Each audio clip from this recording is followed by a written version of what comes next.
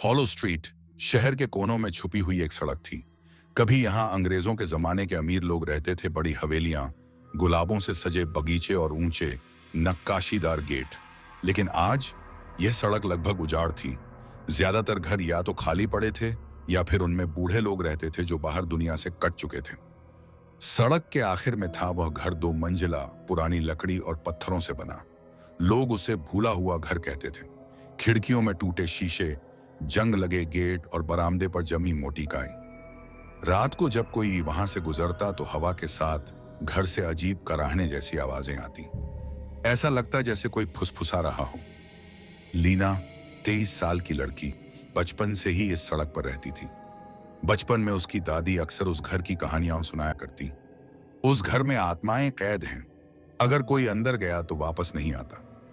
बचपन में यह सुनकर लीना डर जाती थी, लेकिन अब वह बड़ी हो चुकी थी। पढ़ाई के लिए शहर से बाहर गई, नौकरी भी मिल गई थी, मगर अब कुछ दिनों के लिए छुट्टी पर अपने पुराने घर लौटी थी। बचपन के डर अब उसके लिए झूठ और अंधविश्वास लगे, लेकिन मन के किसी कोने में वह सवाल अब भी जिंदा था। आखिर उस घर में हुआ क्या था? उस रात लीना अपनी बचपन की सहेली निहारिका और छोटा भाई रोहन के साथ बैठी थी। तीनों बरामदे पर ठंडी हवा का मजा ले रहे थे और पुराने दिनों की बातें कर रहे थे। रोहन बोला, दीदी, तुम्हें पता है, अभी भी लोग कहते हैं कि उस घर से रात में किसी औरत की चीख आती है। कल शाम को मैंने सुना था। निहारिका ने हंसते हुए कहा, अरे ये सब वहम है। इस घर की कहानियां इतनी मशहूर हो चुकी हैं कि लोग खुद डर गड़ लेते हैं। लीना ने भी सहमति में सिर हिलाया। कल हम खुद जाकर देखेंगे। मेरे हिसाब से ये सब अफवाहें हैं, हम सच सामने लाएंगे। रोहन अचानक चुप हो गया।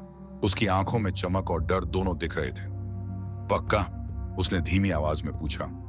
हाँ, लीना मुस्कुराते हुए कहा। कल रात वहीं चलते हैं। अगली शाम।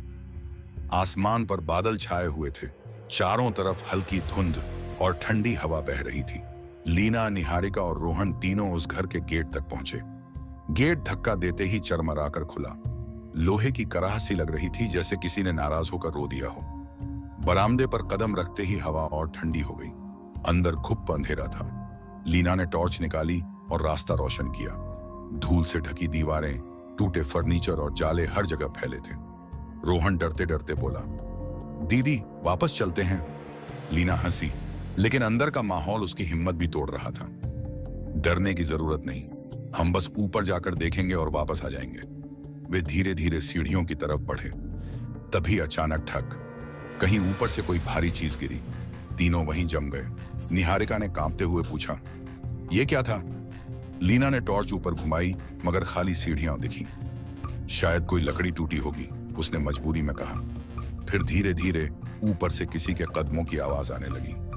ठक ठक ठक। तीनों को साफ सुनाई दे रहा था, कोई उनके ठीक ऊपर चल रहा था। रोहन ने घबराकर लीना का हाथ पकड़ लिया। ये इंसान नहीं है, लीना ने अब पहली बार महसूस किया। उसका दिल बहुत तेज धड़क रहा था। वे तीनों एक दूसरे को देखे। पीछे भागने का रास्ता, पर जिस दरवाजे से वे अंदर आए थे वहां अब धुंध और अंधेरा ही अंधेरा था। दरवाजा कहीं गायब हो गया था। निहारिका ने कांपते स्वर में कहा, हम फंस गए हैं। और तभी ऊपर वाली दीवार पर टंगे पुराने चित्र हिलने लगे। उनमें बने चेहरों की आंखें धीरे धीरे चमकने लगीं और तीनों को साफ सुनाई दिया। फुसफुसाहट, लीना, लीना। लीना के हाथ से टॉर्च छूट गई। पुराना चित्र धीरे धीरे दीवार से झूलता रहा। लीना, निहारिका और रोहन स्तब्ध खड़े थे। फुसफुसाहट अब धीरे धीरे तेज होकर पूरे कमरे में गूंज रही थी। लीना, तू क्यों आई है? तू क्यों लौट आई है? तीनों के पैरों के नीचे लकड़ी की फर्श चरमराने लगी, जैसे किसी भारी चीज का बोझ सहन नहीं कर पा रही हो। रोहन रोने के कगार पर था। उसकी उंगलियां बहन के हाथ को कसकर दबा रही थीं। लीना का गला सूख गया था और उसने हिम्मत जुटाई। कौन है वहां? कोई जवाब नहीं मिला, केवल अंधेरे में कदमों की आवाज। पुराना डायरी। अचानक निहारिका की नजर टूटी कुर्सियों और फटे कागजों के ढेर पर पड़ी। उसने कांपते हाथों से उस ढेर में से एक मोटी धूल जमी किताब उठाई। कवर पर चमड़े की परत थी और अक्षर लगभग मिट चुके थे, पर किसी तरह पढ़ा जा सकता था, एलाइजा वर्मा। लीना चौंक गई। ये तो अंग्रेजों के दौर का नाम लग रहा है। निहारिका ने धीरे धीरे किताब खोली। पन्ने पीले हो चुके थे, लेकिन शब्द अभी भी साफ थे। अंदर थीं डायरी की प्रविष्टियां। डायरी से अंश लगभग 1895। आज मैंने इस घर में कदम रखा। मेरे पति कर्नल विक्रम वर्मा ने घर मेरे लिए बनवाया है। कहते हैं यहाँ शांति होगी, दूर जंगल और झीलें हमारी हिफाजत करेंगी। लेकिन इस जगह की खामोशी मुझे अजीब लगती है। कभी कभी लगता है कोई परछाई खिड़की के बाहर खड़ा है। मैं अकेली पड़ गई हूँ। कर्नल ज्यादातर समय बाहर रहते हैं। नौकर चाकर भी अचानक यहाँ से भाग जाते हैं। कहते हैं इस जमीन पर पहले आदिवासियों का कब्रिस्तान था। उन्होंने चेतावनी दी थी कि इसे छेड़ना विनाश बुलाएगा। कर्नल ने बात को मजाक समझा, पर आधी रात को मैंने घर के आंगन से चीखें सुनी हैं। डायरी पढ़ते पढ़ते रोहन कांप गया। दीदी, ये सब सच हो सकता है? लीना ने पन्ने पलटे। डायरी से आगे 1896। अब मैं डर में जी रही हूं। पिछली रात किसी ने मेरे कमरे का दरवाजा जोर से पीटा। जब खोला, कोई नहीं, मगर जमीन पर खून जैसे निशान बने हुए थे। मैं बीमार पड़ने लगी हूं, नींद नहीं आती, और जब आईने में देखती हूं तो चेहरे पर अजनबी परछाइयां दिखती हैं। आज कर्नल देर रात लौटे। उनके कपड़े खून से लथपथ थे। उन्होंने कहा कि जंगल में किसी जंगली जानवर से भिड़ गए, लेकिन मुझे यकीन नहीं। उनके हाथों पर किसी इंसान जैसी उंगलियों के निशान थे। लीना और निहारिका एक दूसरे को देखने लगी। दीवार से लटकते चित्रों की आंखें अब उभर कर चमक रही थीं, मानो डायरी पढ़ने से वे और जीवित हो गई हों। अचानक ऊपर से एक भीषण धमाका हुआ। ऐसा लगा जैसे पूरा घर हिल उठा हो। अंधेरे की परछाई सीढ़ियों के मुहाने पर अब धुंधली सी आकृति खड़ी थी।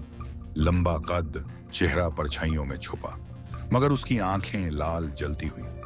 उसने कदम बढ़ाना शुरू किया। प्रत्येक कदम के साथ फर्श जैसे कराह उठता। रोहन चिल्ला पड़ा, भागो! तीनों भागते हुए पिछले कमरे की ओर दौड़े। वहां बिखरे सामान के बीच एक पुराना आईना रखा था, बड़ा और टूटा हुआ। जैसे ही लीना की नजर उसमें गई, उसने अपने पीछे वही लाल आंखें देखी, मगर वास्तविकता में पीछे कोई नहीं था। वह केवल आईने में था। आईने से एक हाथ धीरे धीरे बाहर आने लगा, सड़ा हुआ, हड्डियों जैसा हाथ। निहारिका ने चीख मारकर आईना जमीन पर गिरा दिया। टुकड़े फैल गए और तुरंत वह हाथ गायब हो गया। भागते भागते लीना ने डायरी कसकर पकड़ ली। उसके अंदर जवाब थे, यही यकीन था। फिर उसने जल्दी जल्दी पन्ने पलटे। कर्नल अब अजीब हो गए हैं। उन्होंने जंगल में कई आदिवासियों को मौत के घाट उतारा। उन्होंने कहा था, जमीन अब मेरी है, लेकिन मरने वालों की आत्माएं शांति से कहां जाएंगी? मैं डरती हूं कि उनका श्राप हम सबको निगल लेगा। मैंने पुजारी को बुलाने की कोशिश की, लेकिन कर्नल ने उन्हें घर में घुसने ही नहीं दिया। अगले दिन वह पुजारी गायब हो गए। और आज मैंने तहखाने में कुछ देखा, दीवारों पर खून से बने चिन्ह, और कर्नल हंस रहे थे। इतना पढ़ते ही कमरे में अचानक ठंडी हवा का झोंका आया। खिड़कियां जोर जोर से बजने लगी, और लीना ने साफ देखा उस किताब के गीले पन्नों पर पुराने घर के अंदर हवा और भी भारी हो चुकी थी। दीवार से गिरती गीली बूंदों की आवाज पूरे कमरे में गूंज रही थी। डायरी निहारिका के हाथ से लगभग छूट ही गई थी, पर लीना ने कसकर पकड़ रखा। लीना बोली, हमें तहखाना ढूंढना होगा। डायरी में एलाइजा ने उसी जगह का जिक्र किया है। वही इस रहस्य की जड़ है। रोहन लगभग चिल्ला पड़ा, दीदी, पागल हो गई हो? अभी अभी हमने जो देखा वो इंसान नहीं था। हमें बाहर निकलने का रास्ता देखना चाहिए, तहखाना नहीं। लीना ने गहरी सांस ली। बाहर जाने का कोई दरवाजा बचा ही नहीं है रोहन। घर ने हमें अंदर बंद कर लिया है। अब या तो हम सच का सामना करें या हमेशा के लिए यहीं रह जाएं। दीवार की दरार। तीनों धीरे धीरे कमरे से निकलकर गलियारे में पहुंचे। टॉर्च की पीली रोशनी दीवारों पर पड़ते ही और भी भयानक लगती थी। हर जगह घिसटने सरकने जैसी धीमी आवाजें आ रही थीं, जैसे दीवारों के भीतर कोई जीव सरक रहा हो। निहारिका अचानक चौंक कर बोली, देखो, वहां दीवार के एक कोने पर प्लास्टर उखड़ा हुआ था। ध्यान से देखने पर लगा मानो लकड़ी की कोई पुरानी चौखट छुपी हुई है। लीना ने जोर लगाया, थोड़ी सी ईंट हटी और वहां एक तंग दरवाजा उठा गया। दरवाजे पर लोहे का बड़ा ताला लटका था, पर अजीब बात यह कि ताला पहले से टूटा हुआ था, जैसे किसी ने भीतर से धक्का देकर उसे तोड़ा हो। तीनों ने एक दूसरे को देखा। क्या वाकई खोलना चाहिए? निहारिका हकलाते हुए बोली। लीना ने बिना जवाब दिए दरवाजा धीरे धीरे खोला और भीतर से बम सड़ी हुई मिट्टी और खून की बदबुओं का भयानक झोंका बाहर था। तहखाना, अंदर सीढ़ियां थीं, अंधेरी और गहरी। नीचे जाते जाते हवा और ठंडी हो रही थी। टॉर्च की रोशनी दीवार पर पड़ी तो दिखाई दिए खून से बने आदिवासी चिन्ह। वे गोल गोल आकृतियां, बीच में अजीब चेहरे और चारों ओर टूटे फूटे हड्डियों के निशान। रोहन की सांसें फटने लगी। ये सब इंसानों की हड्डियां हैं। वाकई दीवारों से लटक रही थीं खोपड़ियां और जमीन पर बिखरी थीं टूटी हुई हड्डियां। कुछ पर अब भी खून जमे होने का आभास था, मानो सदियां बीतने के बाद भी घाव जिंदा हों। सीढ़ियों के अंत में एक बड़ा कक्ष था। उसके बीचों बीच एक पत्थर की वेदी थी। उस पर सूखे खून की मोटी परत और टूटी जंजीरें। लीना की टॉर्च पड़ी तो उसने देखा वेदी के पास जली बुझी मोमबत्तियां और पुराने पूजा सामग्री जैसे चिन्ह। निहारिका ने कांपती आवाज में कहा, यह कोई साधारण तहखाना नहीं, यह तो बलि देने की जगह लगती है। लीना ने डायरी खोली और आगे के पन्ने पढ़ने लगी। आज मैंने तहखाने में देखा, कर्नल ने उन्हें यहां कैद किया है। वे आदिवासी जिन्होंने उसका विरोध किया, सबको यहीं लाया गया। उनकी चीखों से यह जमीन गूंज रही थी और एक एक करके उसने सबकी बलि दी। उसने कहा, यह विजय यज्ञ है। मैं रोई चिल्लाई, पर उसने मुझे भी बंद कर दिया। मैं यह डायरी यहीं छुपा रही हूं। अगर कभी कोई इसे पढ़े तो जान ले कि यह घर मौत का घर है। कर्नल ने जिन आज्ञा दी वे कभी मुक्त नहीं होंगी। वे हमेशा इस घर में भटकेंगी। मैंने आखिरी बार आईने में खुद को देखा। अब मैं वही चेहरा नहीं रही। मेरा चेहरा बदल रहा है। मैं भी उन्हीं में शामिल हो रही हूं। पन्ना अचानक वहीं खून से सना हुआ खत्म हो जाता है। तहखाने की हवा अब और भारी हो चुकी थी। अचानक दीवारों से कान फाड़ देने वाली चीखें गूंजी। जमीन कांपने लगी। वेदी के ऊपर धुंध इकट्ठी हुई और धीरे धीरे आकार लेने लगी। एक औरत की परछाई, सफेद गाउन, खुले बाल जो चेहरे को ढके हुए थे, और आंखें काली खाई जैसी खाली। रोहन चीख उठा, ये एलाइजा है। पर वह औरत बोलने लगी, आवाज सूखी और टूटती हुई। मैंने तुम्हें बुलाया, मेरी गिरफ्तारी खत्म करो, हमें मुक्ति दो। लीना कांप गई। हम कैसे मदद करें? औरत की आंखों से काला धुआं निकलने लगा। रक्त चाहिए, वर्मा की नस्ल का रक्त। श्राप तभी टूटेगा, परिवार का संबंध। यह सुनकर निहारिका और रोहन दोनों दंग रह गए। वर्मा की नस्ल? लीना का पूरा शरीर सिहर गया। उसका अपना सरनेम यही था, लीना वर्मा। रोहन का चेहरा डर से विकृत हो गया। इसका मतलब यह श्राप हमसे जुड़ा है। दीदी, हमारी नसों में वही खून है। एलाइजा का चेहरा अब और भयानक हो गया। उसकी देह जमीन से ऊपर उठ गई। कर्नल का रक्त, तभी हम मुक्त होंगे, या फिर तुम भी यहीं हमारे साथ रहो। तभी वेदी पर रखी टूटी जंजीरें अचानक हवा में उठी और लीना की ओर बढ़ने लगी। अधूरा भागना! तीनों चीखते हुए भागे। तहखाने से ऊपर भागने तक दीवारें हिल रही थीं। हर जगह से हाथ निकल रहे थे, सूखे सड़े हुए हाथ जो उनकी गर्दन पकड़ने की कोशिश कर रहे थे। किसी तरह वे सीढ़ियां चढ़कर ऊपर पहुंचे और दरवाजा जोर से बंद कर दिया। सांसें थामे वे जमीन पर गिर पड़े। चारों तरफ अंधेरा और खामोशी, मगर सबके दिलों में एक ही भय गूंज रहा था। अब इस घर का श्राप सिर्फ कोई पुरानी कहानी नहीं था, यह उनकी नसों से जुड़ा सच था। लीना, रोहन और निहारिका ठंडी सांसें भरते हुए कमरे में बैठे थे। तहखाने का दरवाजा उन्होंने बंद किया था, पर दरवाजे के पीछे लगातार ठक ठक की आवाज आ रही थी, जैसे कोई अदृश्य शक्ति अब भी उन्हें बाहर ना निकलने देना चाहती हो। रोहन ने डरते हुए कहा, दीदी, अब हम क्या करें? अगर सच में हमें ही बलि चाहिए तो इसका मतलब तो हम कभी बाहर नहीं जा पाएंगे। लीना ने कुछ पल आंखें बंद की। नहीं रोहन, श्राप को तोड़ने का तरीका बड़ी नहीं हो सकता। कर्नल ने जो पाप किया उसकी सजा हमें क्यों दें? हमें आत्माओं को किसी और तरीके से शांति देनी होगी। निहारिका ने सहमति में कहा, हो सकता है असली उपाय वही हो, सच को उजागर करना। कर्नल की आत्मा। अचानक सामने की दीवार में दरारें बनने लगी। उन दरारों से काला धुएं जैसा पदार्थ निकलने लगा। धीरे धीरे वह आकार लेने लगा। फौजी वर्दी में एक आदमी का चेहरा, आधा खून से लथपथ, आंखें जलती हुई आग जैसी।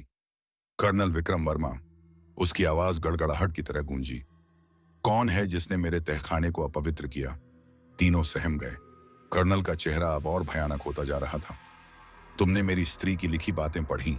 झूठ, सब झूठ। यह घर मेरा था, है और हमेशा रहेगा। यहां से कोई नहीं बचता। उसने हाथ उठाया और अचानक पूरा कमरा हिल उठा। दीवारों से खून रिसने लगा, फर्श पर दरारें पड़ी और उनसे चीखती हुई आकृतियां निकलने लगीं। आदिवासियों की आत्माएं, आत्माओं की पुकार। वे आत्माएं कर्नल पर झपट रही थीं, पर हर बार वह उन्हें धकेल देता। उसकी शक्ति अब भी बहुत बड़ी थी। फिर उनमें से एक आत्मा ने धीमी आवाज में लीना से कहा, सत्य पढ़ो, सत्य बोलो, तभी हम मुक्त होंगे। लीना ने तुरंत डायरी खोली और ऊंची आवाज में पढ़ने लगी। कर्नल ने निर्दोषों का खून बहाया। उसने इस घर को श्मशान बना दिया। वह पापी था। उसने इंसानियत का गला घोंटा। यह घर उसका नहीं, हमारे खून का है। जैसे ही ये शब्द उसने पढ़े, आत्माएं और प्रबल हो गईं। उन्होंने कर्नल को चारों तरफ से घेर लिया। कर्नल चीखा, चुप रहो, मैं मालिक हूं, मेरा रक्त ही आखिरी सच है। वह लीना की ओर लपका। उसकी लंबी हड्डी नुमा उंगलियां गले को जकड़ने वाली थीं। तभी रोहन बहन के सामने आ गया। हमें मत छूना। उस पल कर्नल का हाथ रोहन के सीने से गुजर गया, जैसे धुएं से टकरा गया हो। और तभी कर्नल की आंखें फैल गईं। आत्माओं की आवाज आने लगी, निर्दोष वर्मा का रक्त, अब शाप का असर टूट रहा है। लीना ने कांपती आवाज में कहा, हम तुम्हारे जैसे नहीं हैं। हम तुम्हारे पाप को आगे नहीं बढ़ाएंगे। यह खून अब इंसानियत और सच्चाई के लिए है, तुम्हारी बर्बरता के लिए नहीं। कर्नल चीखा, पर आत्माओं ने उसे घेर लिया। उसका शरीर आग की लपटों में बदल गया। कुछ ही सेकंड में वह धुएं और राख में बिखर गया। कमरा अचानक शांत हो गया। दीवार से बहता खून गायब हो गया। दरारें बंद हो गईं और आत्माएं भी धीरे धीरे प्रकाश में बदलकर हवा में विलीन होने लगीं। एलाइजा की परछाई भी प्रकट हुई। अब वह शांत लग रही थी।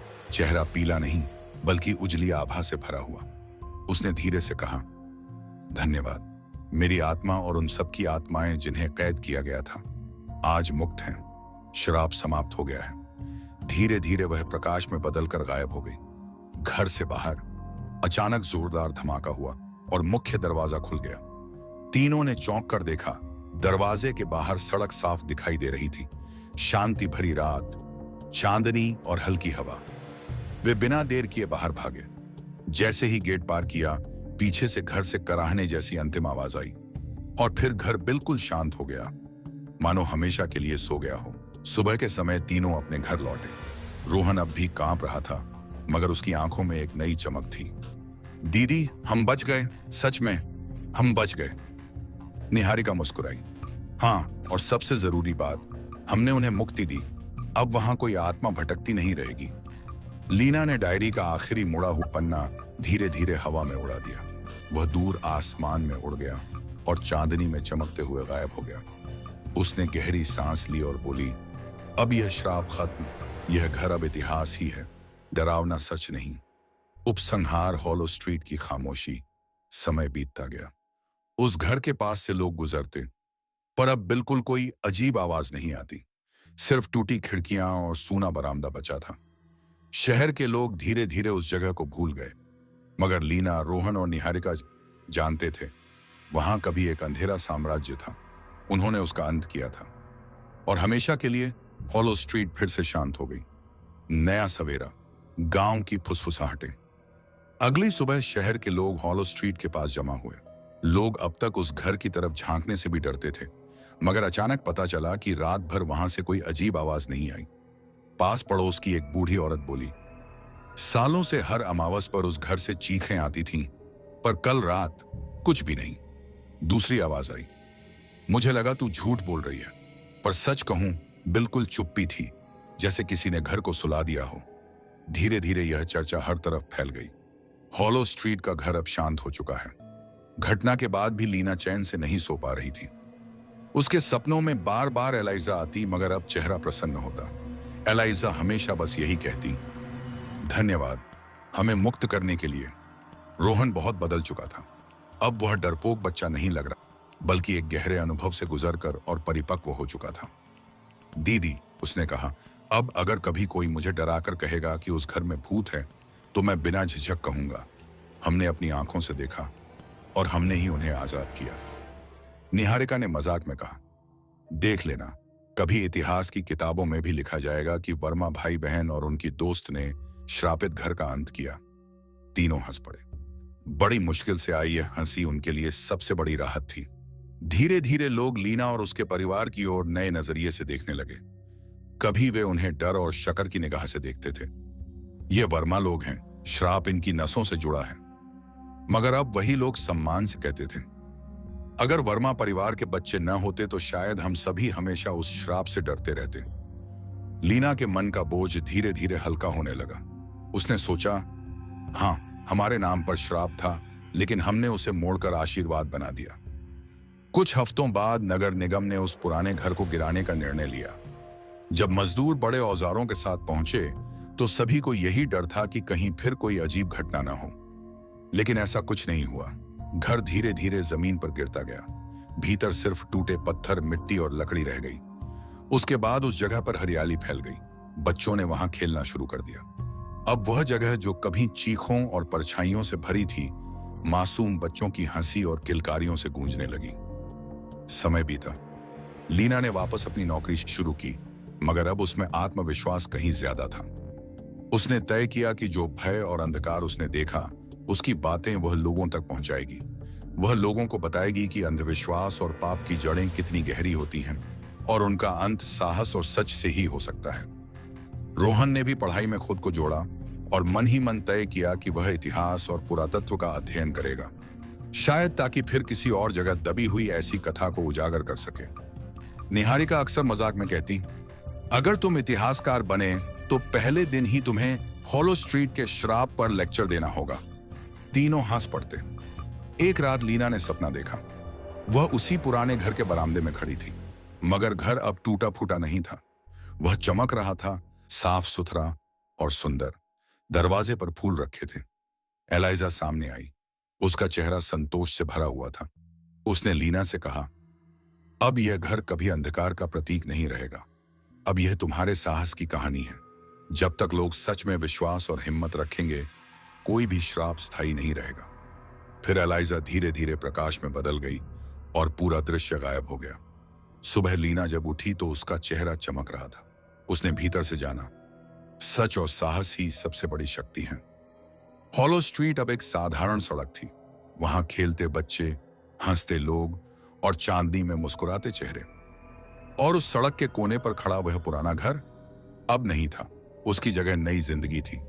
लीना, रोहन और निहारिका ने डरावनी परछाइयों को पीछे छोड़ दिया था और भविष्य की उजली राह पर कदम रख दिए।